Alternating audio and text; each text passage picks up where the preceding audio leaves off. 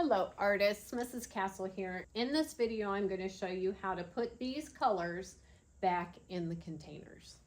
Okay, for this you're going to need a paper towel, you're going to need your palette knife and your paint palette, and you're going to need to know which containers your colors came out of. I'm going to start with my lightest color first. Now these paint containers have two lids. There's a lid down here. Never undo that one. Undo this one. They do unscrew, and oops, there was a little bit of paint around the inside. Then I'm going to take my palette knife and I'm going to scrape the paint back into the container. Then I'm going to clean it off. Then make sure you get the lid all the way back on. Last year we had some people not put the lids back on. We had different paint containers, and the paint went everywhere because they turned it upside down and squeezed on it, and paint went everywhere. That won't happen this time. Shouldn't happen if people are unscrewing the right end. But anyway, unscrew the cap, the top cap, and scoop up your paint, scrape it back in.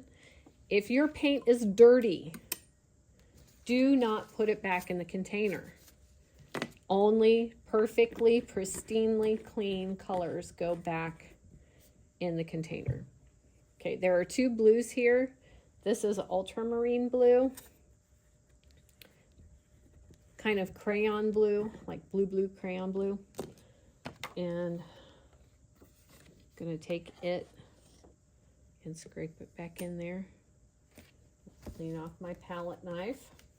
Now this is ready to return to me because it's all nice and clean and ready for the next person to use. I'm gonna put my lid back on. Be careful about squeezing too hard on these containers because it will squirt out of there.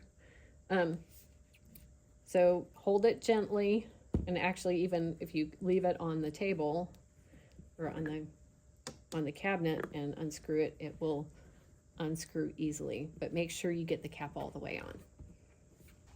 Okay, let's talk seriously for a minute. If you are a person who